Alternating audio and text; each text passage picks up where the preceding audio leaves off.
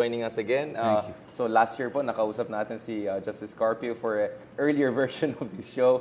It's been almost 8 months, if I'm not mistaken, 7 months, and that's quite quick. Thank you very much again, Justice, for joining us. So last time na kasama po tayo, you were an interim Chief Justice of the Supreme Court, and you were in consideration for becoming a Chief Justice. Now, narinig ko, in one of the fora recently, you said something like you're willing to sacrifice your career for the interest of the country. Can you expound on that? In what sense? Is it the fact that you did not become a Chief Justice eventually, as many people expected? Well, that meant that I will not stop talking about the West Philippine Sea, even if it will put me in a bad light with respect to the appointing power. I mean, for me, it's more important to talk about the West Philippine Sea because it's a huge area that we have to preserve for the benefit of Filipinos, present generation and generations still to come. So for me, it's a much more important thing to do. Than your career? Yes. It's very refreshing to hear that justice, including political opportunism, seems to be the name of the game in recent years. And thank you very much for at least making that stance and inspiring other people. Now, you are looking towards a retirement in the coming months. Are we going to see even more feisty Justice Carpio once you're a free citizen? What should we look forward to? Well, after retirement, I'll concentrate on the law of the sea with respect to the West Philippine Sea. I will continue with my advocacy, do lectures all over the country to educate our people on our rights in the West Philippine Sea. Justice, so you have been doing this advocacy in various forms for the past 6-7 years, as far as I remember at least. We have been in this business of advocacy. Anong mga napapansin yung pagbabago pagdating sa level of social consciousness, level of concern by the people over these years? You think we're making a dent? I think we are. When we started this, maybe less than 20% of the people were in favor of asserting our rights. They didn't know anything about our rights, what are the rights over that huge maritime area. Over the years, the percentage of Filipinos who want the ruling to be asserted, who want to assert our rights, have been growing. Now it's over 90%. Right. In the science of surveys, that's almost unanimous already if you're over 90%. Right, with the margin of error. Justice Carpio, I wanted to get your point of view on this. I have my opinion on this and I've written on this. How do you square the circle of, on one hand, si Pangulong Duterte has approval rating of 8 out of 10 Filipinos, although problema naman sa survey na yan, they don't look at the level of enthusiasm. It's more like nominal. Are you okay with the president or not, right? Or you're neutral about that issue. But at the same time, you have even more number of Filipino. This time, I think 91% of Filipinos saying that we have to take back yung mga nawalang isla sa atin, katulad ng Panatag Shoal, at 86-87% saying that dapat ma-assert natin yung West Philippine Sea arbitration award sa Hague. How do you reconcile these two seemingly contradictory situations? Because if majority of people want the president to assert it, and the president, from our perspective, perhaps is not asserting it enough, this is what you have been saying, then how come he still has a high approval rating? Well, it seems difficult to explain, but I think our people are very patient, and they are willing to wait. But of course, they want to express their preference now. They want to assert our rights, and they're probably giving time to the president to do it. But I think this will affect the president towards the end of his term already, because that will be too late for the people. Will feel like nothing has been done about it. So I think we're still in the midterm. So the people are probably saying, this is what we want, but we're giving you time. Yes. Because the president said, I will assert the ruling at some time during my term. Yes. So, I mean, it should be not later than towards the end, and we're reaching that point already. Saan po tayo pagdating sa West Philippine Sea dispute today? I mean, we began 10 years ago earlier discussing this issue. Anong stage na tayo? No? Are we in the final stage of China trying to consolidate its claims in the area? At anong sa tingin nyo, yung nangyari sa Reed Bank or Reto Bank, is it emblematic of some very troubling development here? Kasi We have been talking about reclamation since 2013. We have been talking about militarization since 2016. Pero now, mukhang we're talking about what I call militiaization.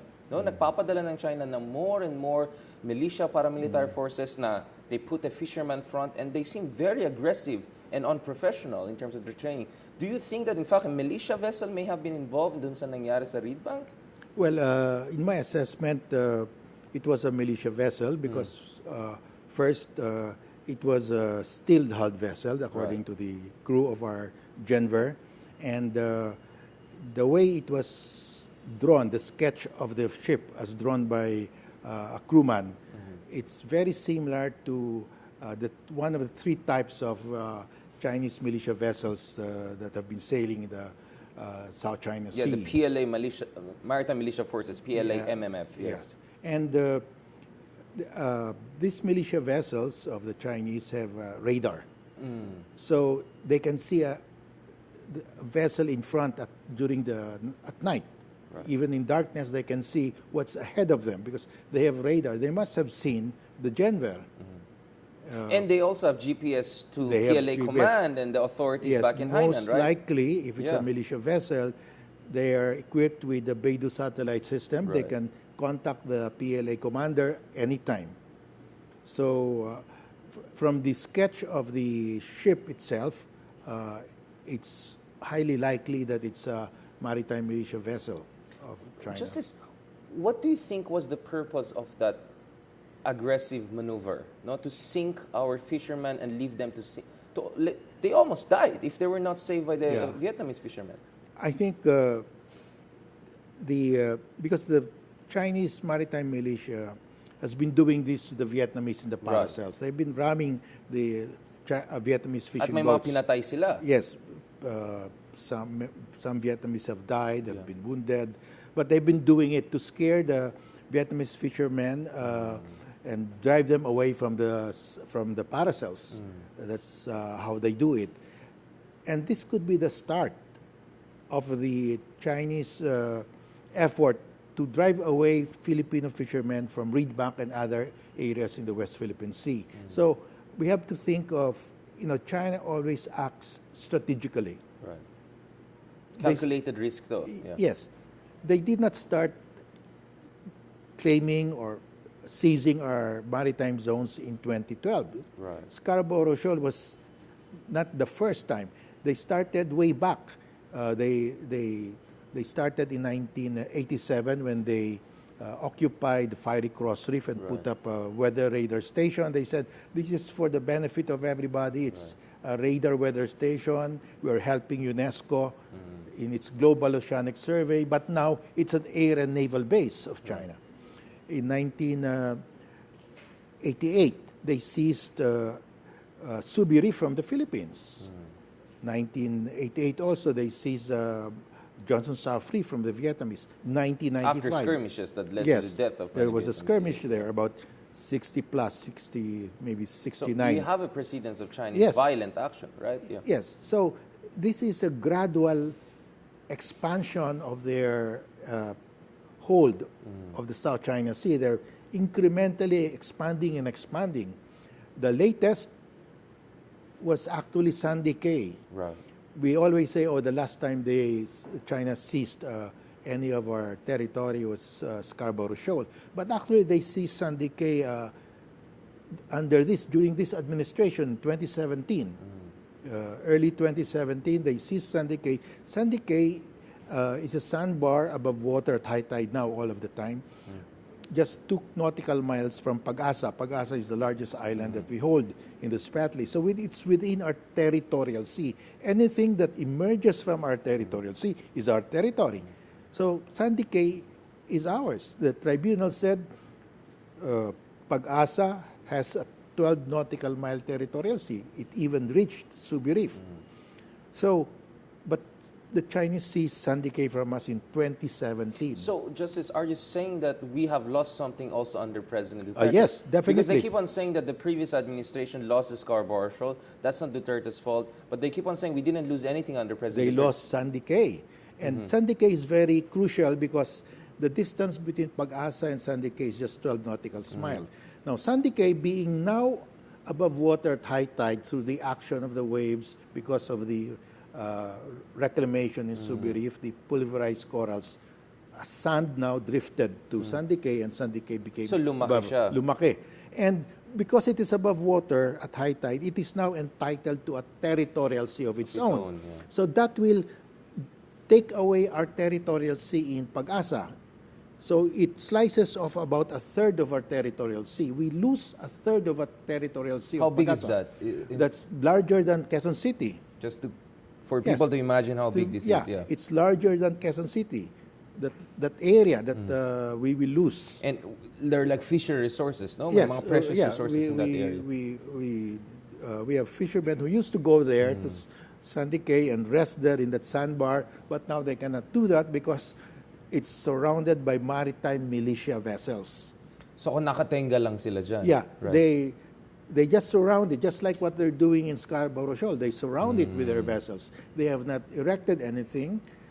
In Scarborough Shoal, they have not erected anything. Sandy Cay, they have not erected anything. But they surround it with their maritime militia vessel. We cannot go there. So they have not reclaimed it for their own, but definitely they have restricted their access Yes, to that area. they have in effect taken possession because you don't have to stay on top of the sandbar because what's the use of standing on top of that sandbar? But as long as you physically surround it, prevent others from coming in, you have actual possession, actual control. And we have lost that the same way that we lost Scarborough Shoal. So 2017 is the last act of China in seizing our territory because that sandbar being above water at high tide is now territory. So we lost Sandy Cay under President Duterte. Under President Duterte, we lost a very important geologic feature, Sandy Cay. Justice Carpio, where do you think we're going? Between January and April this year, you had more than 200, in fact, close to 300 Chinese militia forces surrounding Kota Island, Pag-asa, among others. You have massive harvesting of giant clams dyan sa Panatag Shoal. Now you have sinking of our fishermen dyan sa Recto Bank. It seems they're all over the place. This is a creeping invasion in many ways. Are we moving towards a situation of all or nothing? Is this a moment of truth that we're approaching? Because sabi niyo nga, sabi ni Pangulong Duterte, at some point in the future, I'm going to raise the arbitration award, I'm going to assert our claims. But if you look at the facts on the ground, it seems we're reaching the moment of truth, right? When it becomes very difficult for us to defend our claims in the area. We have been retreating. We lost Sandy Cay. Our fishermen have been rammed in Reed Bank. And we could hardly fish. We cannot go there inside the lagoon of Scarborough Shoal. So the government this government has frozen the ruling, asserting the ruling, but at the same time we're actually retreating because the Chinese have, in their cabbage like strategy, they have been moving incrementally, invading. Salami slicing. Salami slicing. Yeah. So they will continue to do this because we are not asserting anything. We are not pushing back.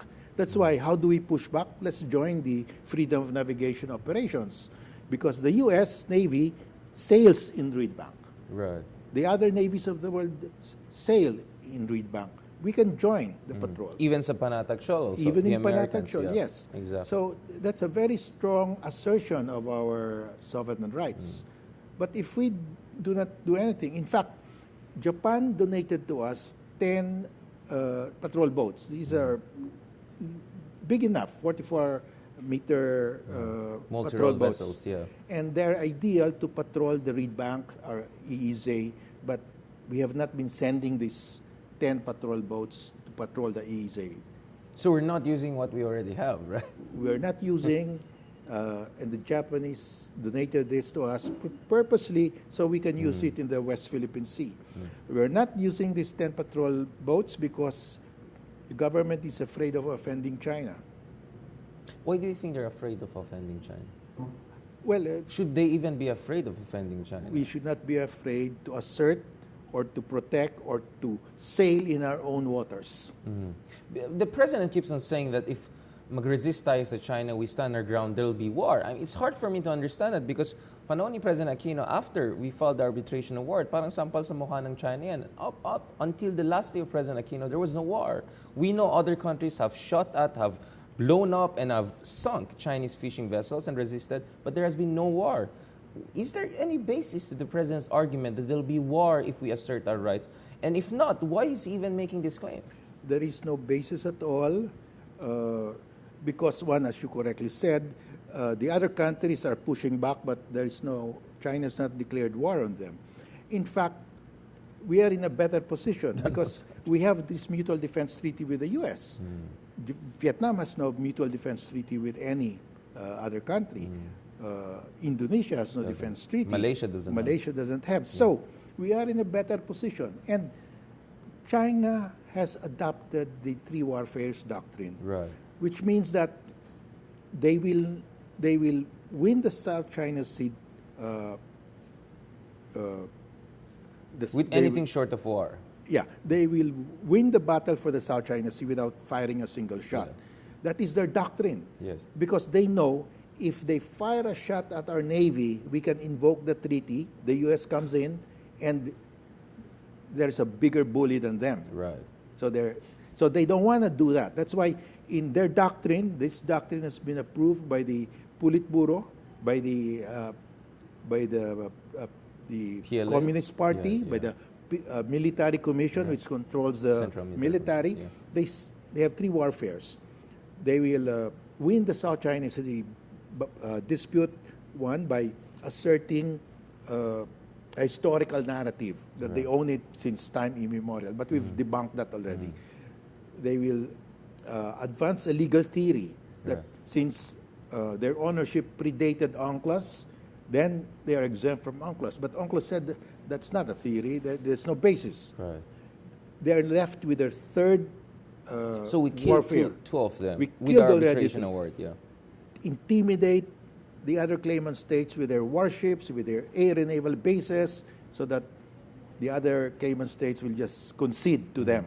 And that's where we are now. So psychological warfare. It's a psychological warfare. And if you say, oh, China will declare war on us and will massacre our sailors and soldiers, then we have lost already. Right. We should not be afraid of war because China will never go to war because China, the last thing that China wants is to give the U.S. a legal excuse to intervene. Yeah. And if people say, well, will the U.S. Intervene?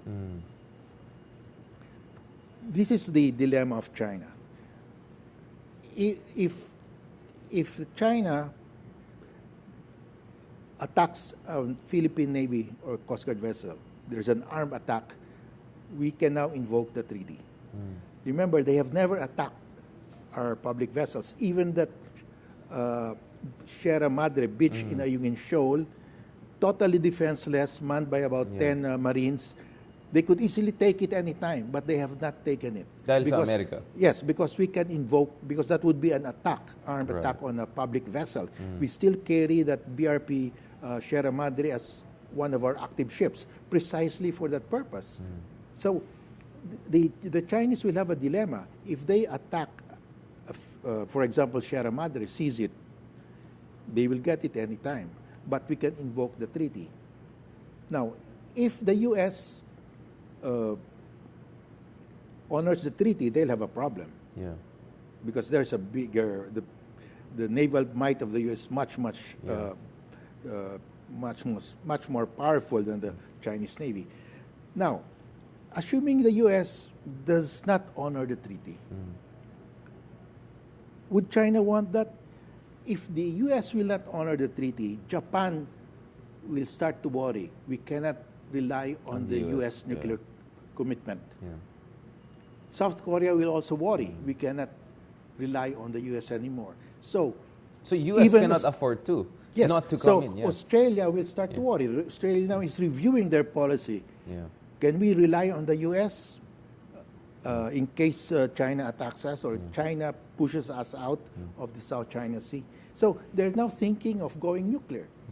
because of the reluctance of President Trump to forcefully say, yes, we are committed to protect you. So what will happen is all these countries, South Korea, Japan, and Australia, might go nuclear because China becomes an existentialist threat to them. And so if that happens, China will be surrounded by nuclear armed states hostile to China. You have Russia, South Korea, Japan, and Australia, and India. perhaps India, and even Taiwan might go nuclear. Right. So China would not want to push the U.S. not to honor the treaty because the consequences there will be terrible for China.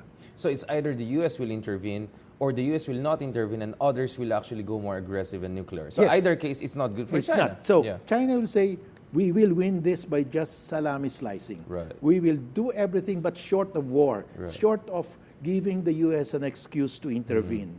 So you have to understand that strategy of China. So in fact, we should always use the Mutual Defense Treaty to scare China. So we let us send our Navy to patrol the West Philippine Sea because we know China will not attack that. How do you feel about the fact, Justice Carpio, that earlier this year, around March, for the very first time, you have the U.S. Secretary of State coming out openly and saying that in the South China Sea, pag siniguran yung ating public vessels, ating personnel and aircraft, mag-activate yung mutual defense. They never said that in the past, as clearly as that in the South China Sea. And last month, sabi ni Ambassador Sung Kim of US, sabi niya, that even state-sanctioned militia attacks could be covered by the Mutual Defense Treaty. Isn't it right to say na maybe President Duterte was quite correct to criticize the Obama administration kasi medyo wishy-washy si President Obama sometimes. But it seems this administration, Trump administration, is quite different. Not to mention, this is a very administration that is launching a trade war on China and sending more and more warships to the area. So maybe this is an America that is more reliable. Do you agree with me, Justice Carpio? Well, it has always been there that because this Chinese three warfare strategy was devised even during the Obama administration, because they know that they must win the South China Sea without triggering a war with the U.S. So they know this, and the U.S. knew that. But the U.S. now, to reassure the allies here, Japan, South Korea, and the Philippines, have come out openly. Even maritime militia vessel of the Chinese, if they attack a Philippine public vessel, can trigger the treaty. That's a big jump. For me, it's a big jump. Because maritime militia vessels are now classified as part of the PLA Navy. Imagine if we can document that Chinese vessel that rammed Janver was a maritime militia vessel, then we can say the PLA Navy rammed it. And that has That's an act of aggression by China. So we must use the strongest card we have, the Mutual Defense Treaty.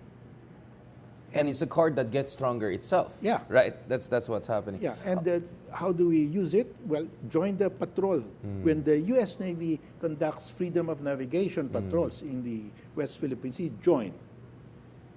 And Justice Carpio, of course, not to mention also the fact na yung mga ibang maliliit na bansa, pag nakita nila na yung China ay sumusugod lang at binubuli ang Pilipinas, baka sila rin magdadalawang isip. I mean, Indonesia could think also about going nuclear, right? Or even Vietnam. I mean, this is the thing. It's going to be the ripple effect that is going to create across the region. But, Justice, I wanted to ask, what was your reaction doon sa response ng ating gobyerno doon sa nangyari sa Reed Bank? Kasi nung una, si Secretary Lorenzana medyo strong yung statement, no? Condemning in the strongest terms yung ginawa ng China. And then medyo sumunod si Foreign Secretary Locsin, among others, sumunod din ng West Command, sumunod din ng Admiral natin sa Philippine Navy. Pero parang biglang mamaya, umiiba na yung tone ng administration, especially with the President. I don't know, ito yung basa ko. The President essentially parroted the Chinese line. The Chinese line was, this was a normal maritime incident. The President line was, this was a little maritime accident or incident. That sounds a little bit too similar as opposed dun sa initial statement na lumabas sa ating AFP at Secretary Lorenzana, which was more accusatory of China. No? How do you understand this situation, these contradictory statements coming out? Senator Lacson even implied that the president effectively surrendered. That's the word he used, surrender, right? What do you feel about yung response? At ano din ang tingin nyo pagdating sa... Because my worry, Justice Carpio, is also yung mga mangingista natin. Pagkita nila yung ating gobyerno ay wishy-washy dun sa kanyang commitment to defend them, maybe they'll also have second thoughts to go out. Isn't that a victory for China? Maybe China really won after this Ridpang incident. Yeah, that's the way I look at it. That this was a test by the Chinese on our resolve to defend our exclusive economic zone. By ramming Genver, they are scaring us. So if our fishermen are afraid to go back, then they have won already. Yeah. If our government will not make a strong stand, that means they will do it again. And because our government is trying to, as you said, it's a wishy-washy position, then the chances are they will do it again. And by that, if they do it again, then it's very clear. So I'm saying, let's just wait. They're going to do it again because they've done this in the paracels against the Vietnamese. Because if another Filipino ship is rammed again by a Chinese steel-hulled vessel, nobody will doubt anymore. That is now a Chinese maritime militia vessel. They're scaring us, and you cannot say it's a small maritime incident. So we have to look forward. We have to look at what is happening in the paracel side. And then yung you can ginagawa put, nila sa Vietnam, because that is they have to expand and expand until they reach the 9-dash line, until we recognize the 9-dash line as the boundary between the Philippines and China. That means we will lose 80% of our exclusive economic zone in the West Philippine Sea. Justice, the other month, I was talking to Taiwanese officials, and Foreign Minister Joseph Wu said something that really stuck with me. He said something like, weakness is an invitation for aggression. Do you think that that's what's happening here, that we're showing weakness and in the process inviting more aggression from China? Yes. If we do not make a strong stand here, that means they'll do it again. They know now that we will be scared, and they're winning because that is their strategy. Scare the Filipinos, intimidate them with our big warships, our naval air bases, our naval bases in the Spratlys, show our aircraft carrier, and it's happening. We are saying, no, we cannot fight China. We will be pulverized. We will be massacred. It's working. The thing, though, is, Justice Carpio, like, it was one thing for the president to be silent and essentially parrot the Chinese line after 5 days of silence. It was another thing for the president to come in later on and say, well, hayaan ko tong mga Chinese fishermen na pumasok. And it was even another thing, sinabi na nung isang araw, na he owns the West Philippine Sea. That is within his purview to essentially allow the Chinese fishermen to come in. As a lawyer, as a justice of the Supreme Court of the Philippines, as a person who cares about our rights, what do you have to say about these statements coming from the chief architect of our foreign policy, the President of the Republic? Well, the Constitution is very clear. All natural resources, fisheries and other natural resources of the Philippines belong to the state. Doesn't belong to a person. It belongs to the state. I mean, that's basic. So the fisheries, the natural resources in our EEZ belong to the state. And the Constitution says the state must protect our resources in our EEZ and reserve their use and enjoyment exclusively to Filipinos. Exclusively, right, yeah. Exclusive means to the exclusion of other nationalities. So you can't, no president can go against that, no president can change that because that's enshrined in the Constitution. So that's the problem now. The president has reiterated, I think he said that yesterday, he affirmed that there is a verbal agreement with President Xi Jinping. Yeah.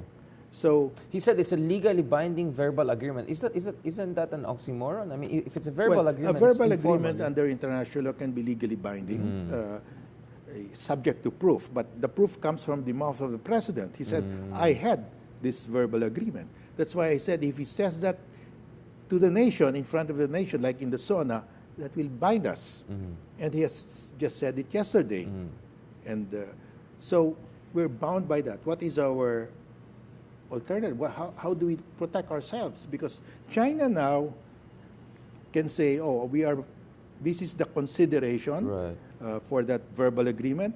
Filipinos can fish in the periphery of Scarborough Shoal, not inside the lagoon where the fisheries are rich, but outside. In exchange, we will fish in the entire West Philippine Sea. It looks like it's the entire West Philippine Sea and not only Reed Bank. Even if it's only Reed Bank, it's about 60 times larger than Scarborough Shoal. Scarborough Shoal is just 150 square kilometers in area. Reed Bank is 8,866 square kilometers. It's 60 times. So it's so lopsided. And China has the largest fishing fleet in the world. They can scoop all the fish there in a matter of months. And we have small wooden boats. I mean, if you put our boats, fishing boats, the outrigger boats with all of those small lights, beside a trawler of China, it looks like a toy. Yeah. And if you allow China to fish in the West Philippine Sea, they can scoop everything. So it's so lopsided. It's so grossly and manifestly disadvantageous to the Filipino people. So how do we stop this? Because the president just announced it. I mean, we cannot deny it anymore. Is there a way for the DFA to make a clarificatory statement like they did with President saying setting aside the arbitration award? Ferin Locsin said that is not government policy. That was before President Dutertes spoke. Right. Cabinet Secretary Nograles said it's an agreement to agree. But Panelo said, oh, I checked with the president. That's true. There is a verbal agreement. So, but at least there was a dispute whether there was really agreement. Right. But the president came out yesterday and said, yes, I have a verbal agreement. I own that area. I gave them allowed them to fish. Of course, he doesn't own it. It's owned by the Filipino people, by the state. But the word of his the mouth problem binds us. is that binds us. There is only way. I've been rocking my head how to get out of that. Now, because that is an international agreement. Yes. And it is on a substantive issue because those are sovereign rights. Right. It's not procedural. It's not an implementation of an existing law. There's no existing law. And so it needs ratification by the Senate. By the Senate. And the only way we can stop this is for the Senate, as soon as they convene, to pass a resolution saying that repudiating it. One option is to repudiate it. No, we will not allow that. That stops it. Or the Senate can, if they want to be diplomatic about it, that verbal agreement cannot take effect unless we ratify it. So until we ratify it, it's not effective. So Senate concurrence. Yes, because the Constitution says it needs 2/3 concurrence of the Senate, 2/3 vote. So that is our only defense now, because the President said it already. I was saying that the President should not say it, but he said it. Yeah. We're down to our last defense. Which is the Senate.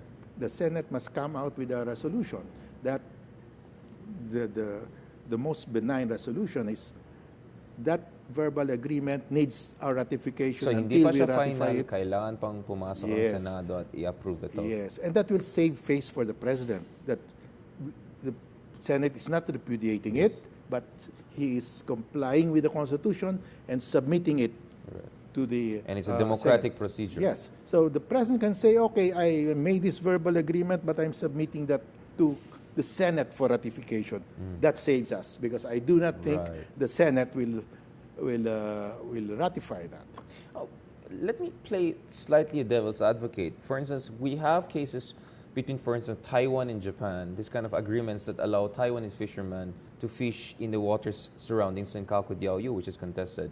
We know based on the arbitration award na yung waters surrounding yung Panatag Shoal are common fishing ground. Thereby, other countries can pass through our EEZ and go to the Panatag Shoal in order to fish there.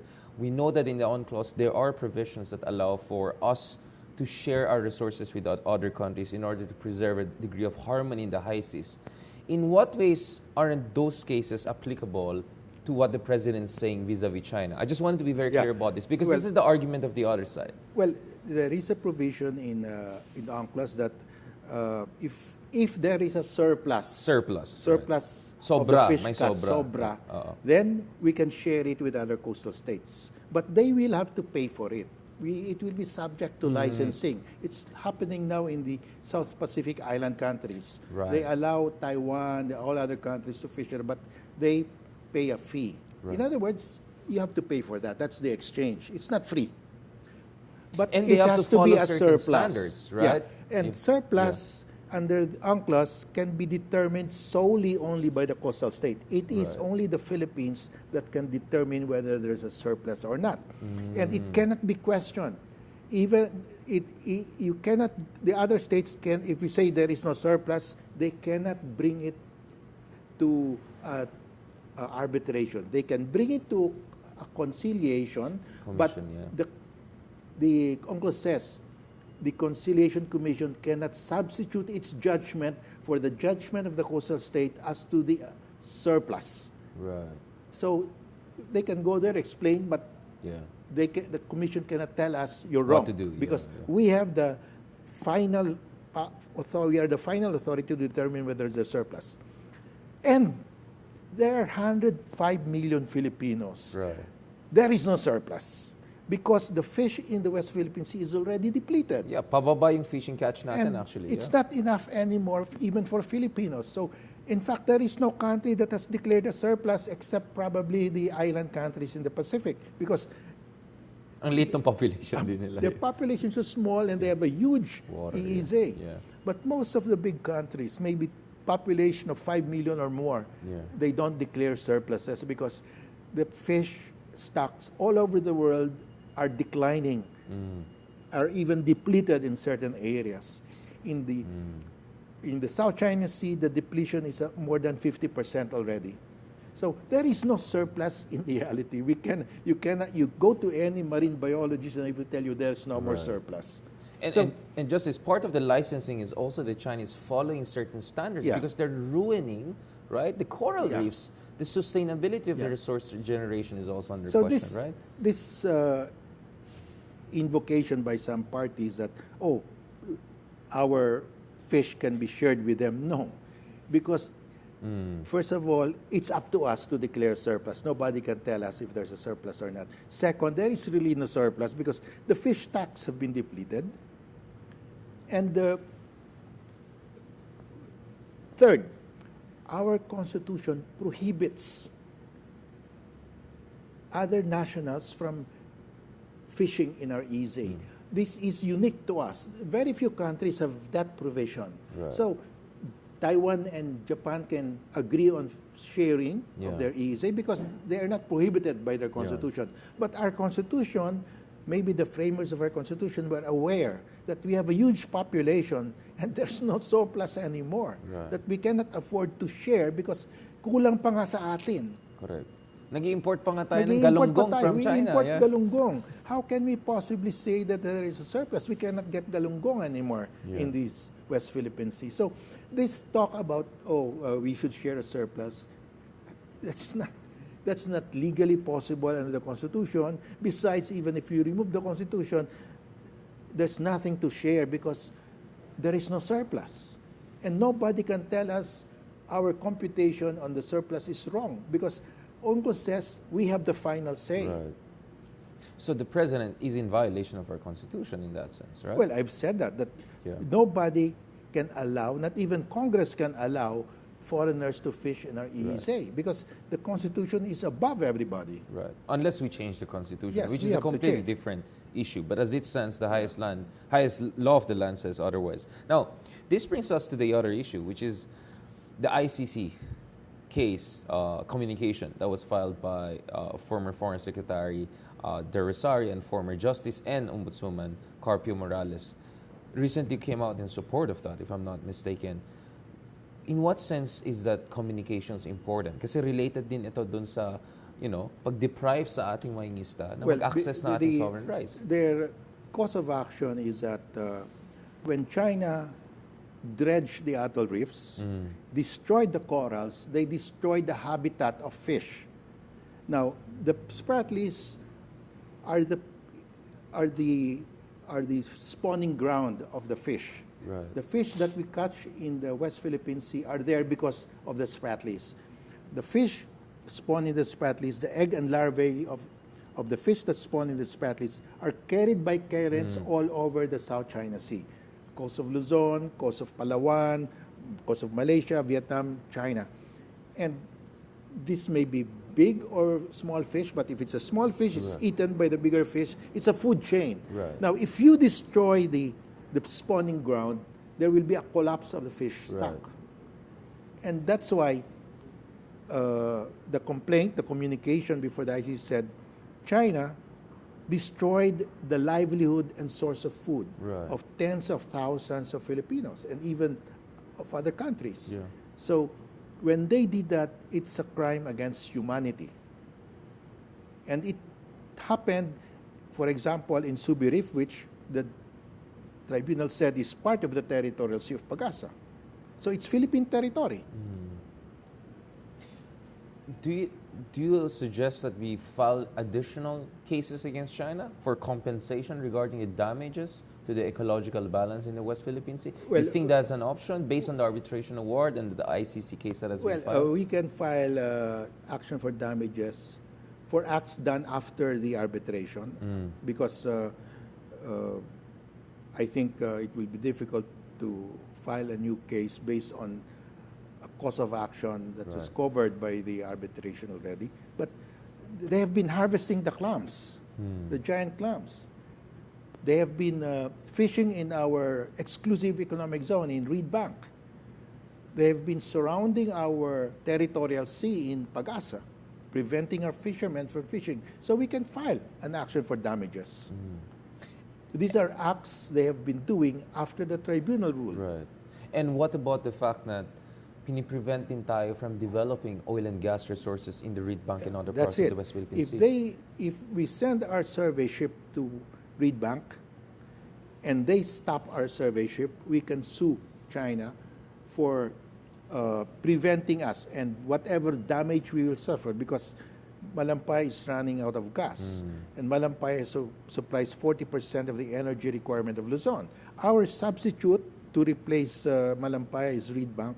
And can you just imagine the damage to our economy if we are deprived of 40% of our energy requirement?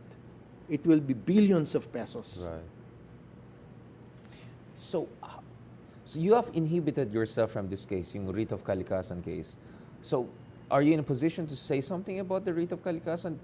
There are people who are saying that our fishermen were intimidated from pursuing the case. I mean, the fact that now we have yung ating mga isda mismo ay pumupunta sa Supreme Court at humingi ng hustisya kasi sa kanilang paningin, mukhang kulang yung ginagawa para protektahan yung kanilang livelihood and interest. I'm not too familiar with that because I've inhibited. But you don't have to go there. Right. You can see Denver already. It's being rammed and they're complaining. Even you can watch the video in Panatag where we are driven away from the lagoon and it's practically we're begging to be allowed to fish. And Justice, earlier this year also, you made a lot of headlines dun sa debt trap concern because let's focus on this issue kasi ang sinasabi ni Pangulong Duterte is okay lang na hindi tayo masyado mag-assert sa West Philippine Sea, may mga wala sa atin here and there, pero at least ang China mag-invest ng billions and billions of dollars here. So in a way, kahit may mga wala sa atin sa West Philippine Sea, perhaps it compensates for that. Well, my concern first of all is where are the Chinese investments? I still want to see them kasi mas nakikita ko in Japan and other countries. But even if the Chinese investments are minimal, it seems like contracts that this administration is negotiating is very problematic. No? There are provisions there that could undermine our national patrimony assets as potential collateral. Do we have a serious problem? Do you think the contracts are undermining our interest in the West Philippine Sea? And the president called for the review of the contracts. What has been done since then to make sure that these contracts are in consonance with our constitution and national interest? Have you been following that? And what is your take on this issue? Well, let's start from the beginning. Yeah. The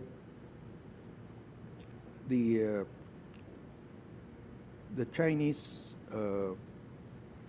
will provide us the money. There's for example, there's a project to build the railroad in Mindanao. So the Chinese government said, you have a 24 billion loan from us. You can have many projects. Right. The railroad in Mindanao could be, let's say, $5 billion. So we will take that from the 12. But we will never see that 5 billion because they keep it with them. Yeah. The money will never go to our central bank. Yeah. Now, that railroad will be bidded out among Chinese companies chosen by the government of China. And of course, the government of China is a communist government. And their corporations are state-owned corporations. Or state-backed. State-backed. Yeah, if not state-owned, yeah. So what will happen is there is no bidding. Yeah. It's a point system. The Communist Party will point. Yeah. You will be the contractor for this project. You will be the contractor for that point. So it's a point system, but physically pointing. Yeah. So therefore, there is no bidding. And if there is no bidding, what is the consequence? They will dictate the price. They will dictate the price. They will tell us, this is the price. How do we check that? There was no bidding. And so they will now deduct that amount. We will have to pay the interest. Yeah. And now when they actually do the project, they will send their engineers. It's not Filipino engineers. Yeah. They will send their workers, maybe, because they said, oh, you lack skilled workers here, even those construction workers. So, and China will import all the equipment, all the cement, all the steel bars will come from China, because this policy of China to lend is to see to it that their industries, the capacity of industries are filled up and sold. Yeah. Because right now they have excess capacity. They have built so many factories to make cement, to make steel bars, but they've finished their construction projects. Yeah. So they have excess capacity. So desperado din sila to get this out, right? Yeah. So they cannot close these factories. It will mean so many Chinese unemployed. So they have to continue to keep these factories operating, and they have to sell the product. And this is what they will tell the Philippines: you borrow from us, we'll give you the loan, you build a railroad, but they will supply all the steel, all the cement, all the equipment to keep their factories open. So we will not supply anything. Everything will come from China. And the rates of the loan are high. Plus, then they will say, all your commercial assets of the government can be subject to execution, can answer for the loan if there is default. Now, if there is default, we can go to arbitration, but in China. Yeah. And the arbiter panel shall be composed of 3 people. 1 to be chosen by you, 1 to be chosen by China, and 1 to be chosen by the Chinese organization. That means China will have 2 parties. And this is inside China. Inside China. So we will never win in that arbitration. There's no way we can win. 2-1. That's for gone already. Well, the DOF says na pag nag-loan ka rin sa France, for instance, the arbitration court could be in France. There's no problem as long as we select 1 arbiter. France will select 1, and the 3rd will be chosen by the 2. Yeah. So we will have a real neutral 3rd arbiter. And not to mention, France is a country of rule of law and democracy with significant transparency. In China, the 3rd arbiter is chosen also by China. So China will always have 2 votes against 1. And this is not standard. That's not standard. That's why others don't follow that. They refuse. What about these national patrimony assets as collateral? No, the word collateral doesn't come out in the It doesn't come out, but it says, in case of default, all assets of the Philippine government can answer for the loan, except for military equipment and hardware, premises of our embassies, and public buildings used for government purposes. So that leaves a lot. That still leaves a lot. The gold in central bank is commercial asset because we buy and sell that. Yeah. They can get it. So yung ginto ng central bank could be a collateral. That's That's a general collateral. Yeah. I mean, they don't have to specify it because everything that you own except for the tree. Yeah.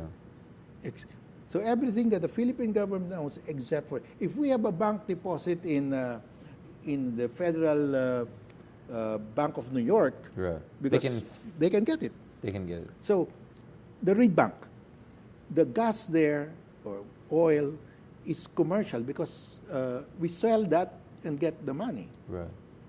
So it's a commercial asset. It's not used for public purpose.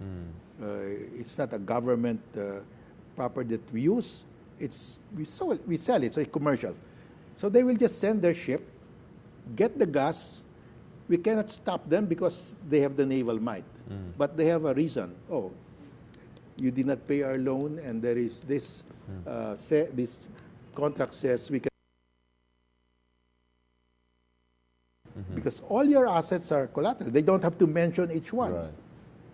So you open up huge space. Yes. For So, yeah. well, the first two contracts, maybe they amount for less than 62 million, but that's okay. We can afford that. But remember, the total is 24 billion. Yeah. Once we reach that, it won't be easy to pay 24 billion. Actually, my argument, Justice Carpio, would be it doesn't even have to be large. Remember the case of under the Arroyo administration, the railway project, Yes. the ZTA project. They were not that large compared to what we could afford. Pero pwede yung ibang administration doesn't agree with this project, or there was something fundamentally wrong with the project that it goes wrong. So it goes out. Then China can still potentially seize some of our national patrimonial assets. I think this is the concern I have. Because Yeah. if, for example, a North Rail Project, loan yeah. will happen, so we cancel the loan, there will be arbitration not in Hong Kong but in Beijing. Beijing, yeah. And they have two arbitrators. We cannot win. Right. And they will say, we owe this much. And if you don't pay, we will get the gas. And that's the problem we have. Now, the President has called for the review of the contracts since last March. Do you have any update where that review is going? Do you think that was a No, wise I don't know what's decision? happening. Right. But what do you hope to come out of the review of the contracts by the President? Well, I hope that they will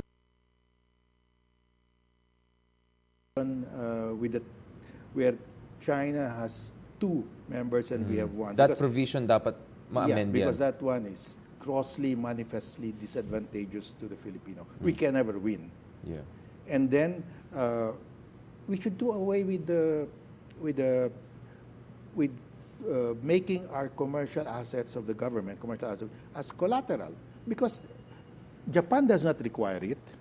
World Bank doesn't require it, because in foreign lending, when we borrow from World Bank or Japan or the US, if we do not pay, there is a cross default bank loan.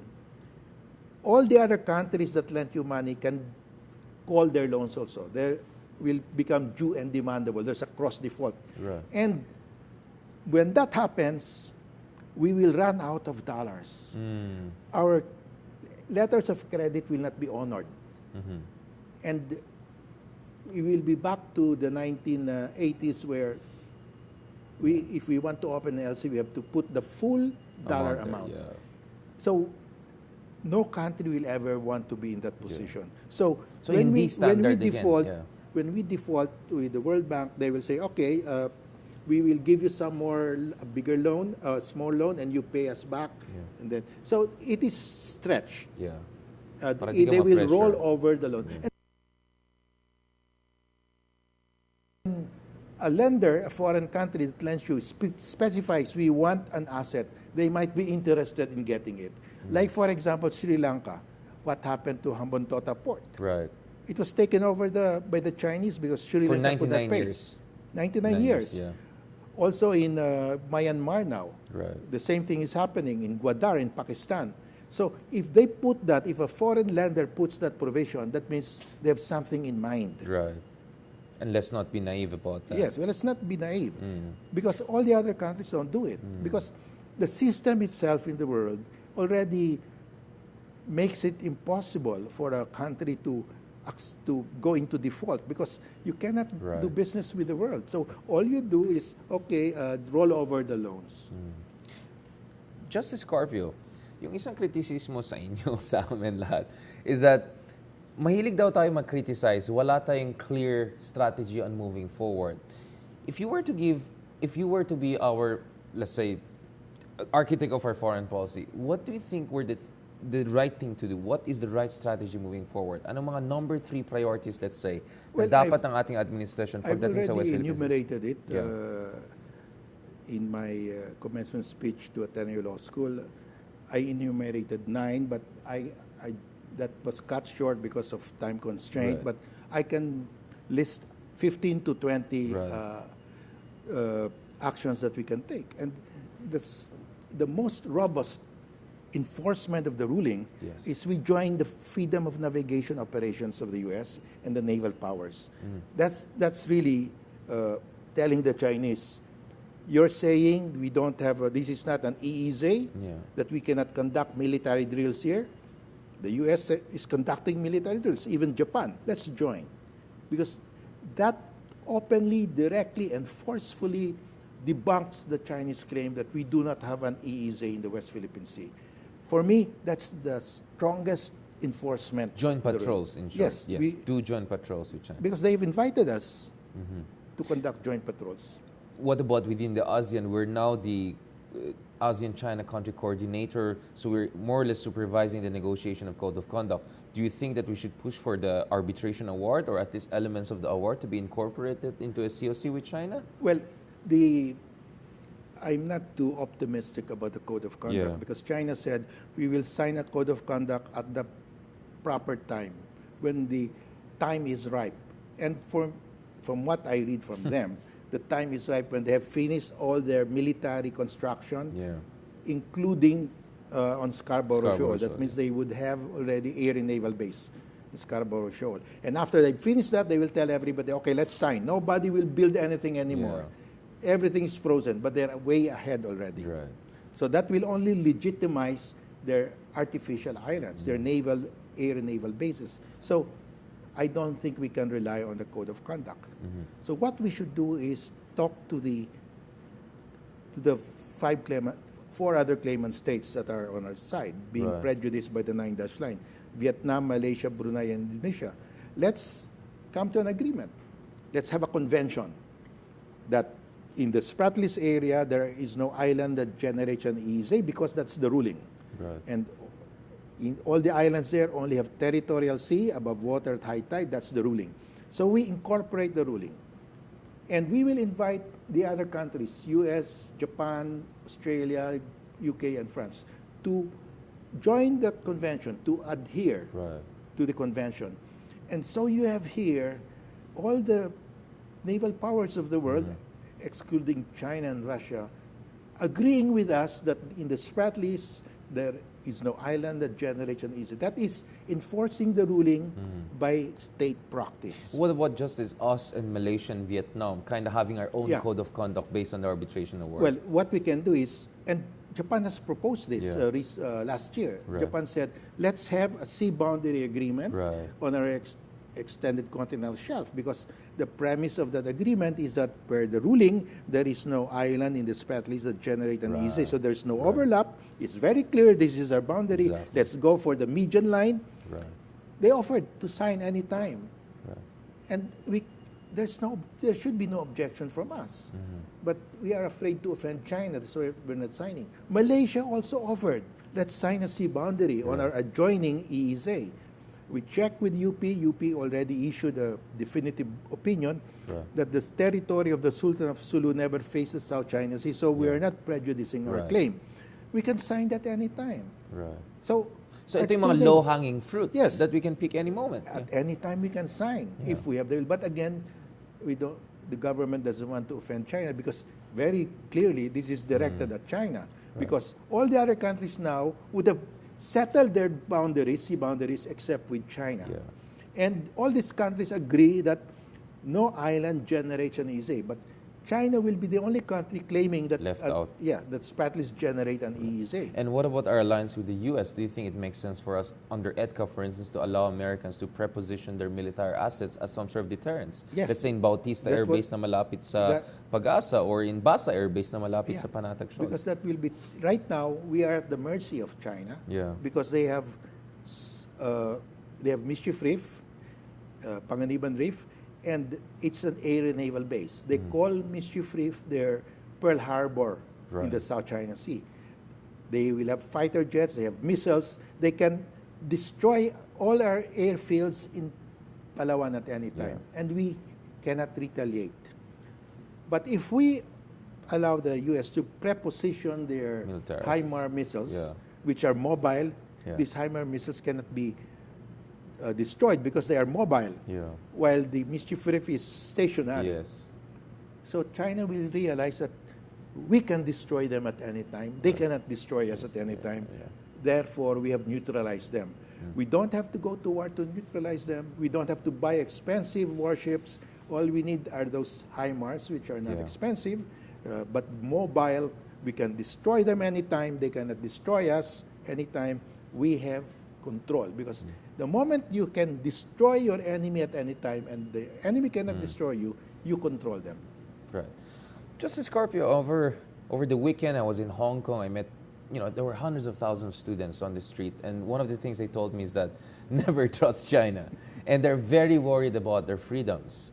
Now the question is, here in the Philippines, should we also be worried about our freedoms? Freedom of our seas, freedom of our political system, influence of China here, and as a millennial, what is your advice to our generation?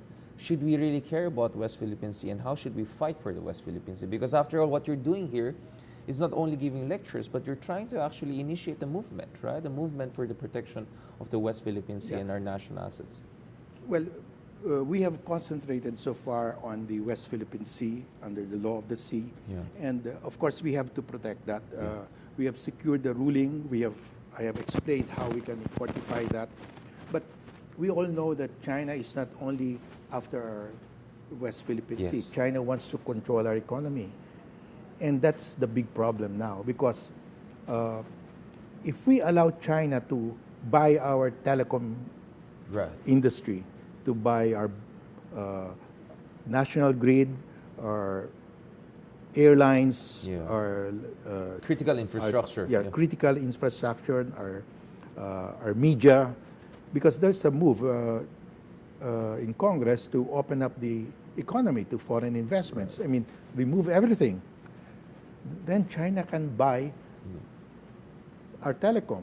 Can you just imagine China now controlling our telecom? They can buy PLDT anytime. They will control our media.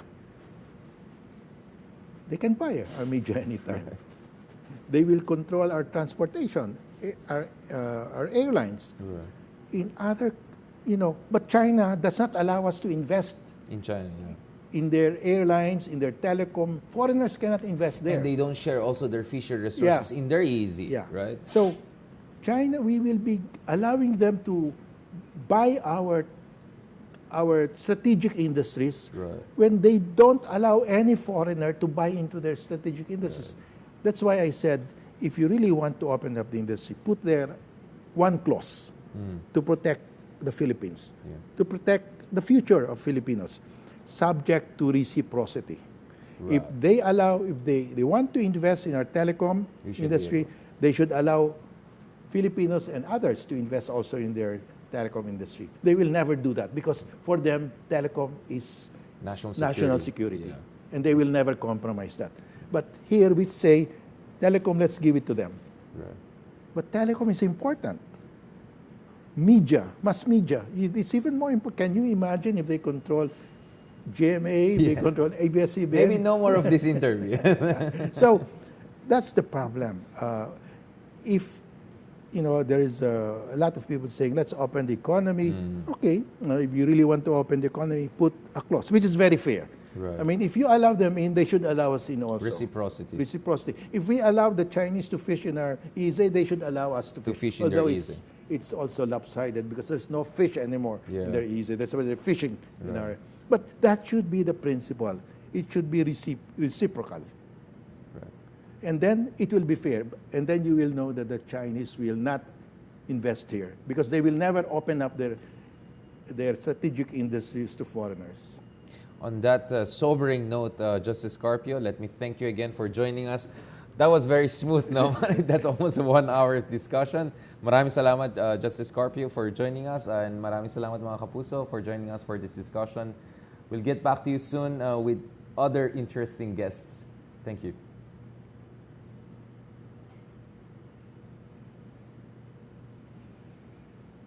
Okay na. Noong una, it's like, anong pag-usapan natin? Kasi ang dami natin. And then this just keeps on, giving its own... oh, I know. We can go forward. Thank you so much, Justice. Very, very kind. But the picture kami ni